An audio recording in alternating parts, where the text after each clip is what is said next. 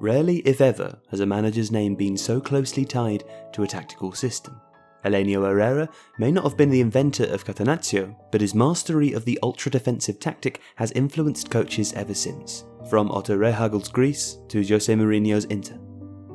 Nicknamed the Wizard, Herrera can also claim to be one of the first superstar managers. The all-conquering Grande Inter side of the 1960s is remembered more as his team than that of any player. Herrera was born in 1910 in Buenos Aires to Spanish parents, his mother a cleaner and his father an exiled anarchist working as a carpenter.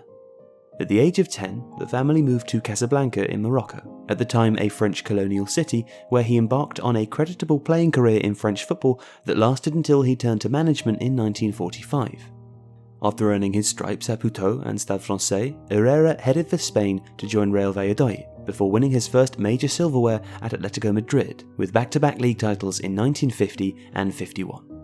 Spells with Malaga, Deportivo La Coruña, Sevilla, and in Portugal with Belenenses followed, before he landed the Barcelona job in 1958. Herrera won 2 more Spanish titles in Catalonia, fighting off Alfredo Di Stefano's Real Madrid and promoting an attack-minded style of play. However, a breakdown in his relationship with star player Lazio Kubala eventually saw him make the move that would define his career, joining Inter in 1960. Over 8 years in Milan, Herrera formed a team that came to be known as the Great Inter, having conquered Italy, Europe, and the world. Led by the likes of Sandro Mazzola, Giacinto Facchetti, and Luis Suarez, the original, Herrera's side won 3 Serie A titles, 2 European Cups, and 2 Intercontinental Cups. What's more, he combined that with spells in charge of Spain, who he led to a group stage exit at the 1962 World Cup, and Italy, who he coached for 4 matches during the 1966-67 season, winning 3 and drawing 1. Herrera's biggest legacy at Inter was his Catenaccio system, the name coming from the Italian term for a door bolt.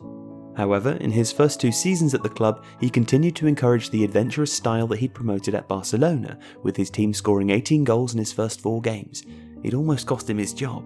Inter finished 3rd and 2nd in Herrera's first 2 cracks at Serie A, and President Angelo Moratti considered replacing him. However, Herrera held on and soon adapted his tactics to create a team that has gone down in football folklore.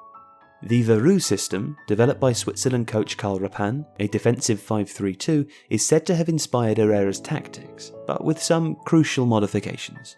Captain Armando Picci was deployed as a sweeper behind 4 man-marking defenders to form a ferocious, highly drilled defensive unit. However, the passing range of Picci, combined with surging runs from fullback Facchetti and Tarcisio Bernich, allowed Inter to hit the opposition with devastating counterattacks. In the 65-66 season, Facchetti, a left-back, hit double figures. Herrera wanted no more than 3 passes to reach the opponent's box, and while his team's approach is often remembered as a joyless interpretation of the game, Inter finished as Italy's top-scoring team 3 times under the Argentine and ended the triumphant 65-66 season with an incredible +42 goal difference. As John Foote writes in Calcio, Herrera's enduring reputation as the controversial missionary of Catenaccio is built more on what was seen as the cynical will to win of his teams, their attitude, rather than on the way they actually played football. This attitude was as a result of Herrera's motivational techniques. He became famous for coining catchphrases like "he who doesn't give it all gives nothing" and "think quickly, act quickly, play quickly," which would be pinned up on signs in the dressing room. He was also renowned for being a strict disciplinarian, clamping down on drinking, smoking, and poor diets. He's credited with introducing the retiro, still used as the punitive measure by underperforming Italian clubs where players are locked away in a training retreat to focus on nothing but football. The sessions he conducted were legendary for their toughness. Players would vomit from the exertion, and English forward Jerry Hitchens said when he left Inter that it was like coming out of the bloody army. And those who crossed Herrera were made to pay.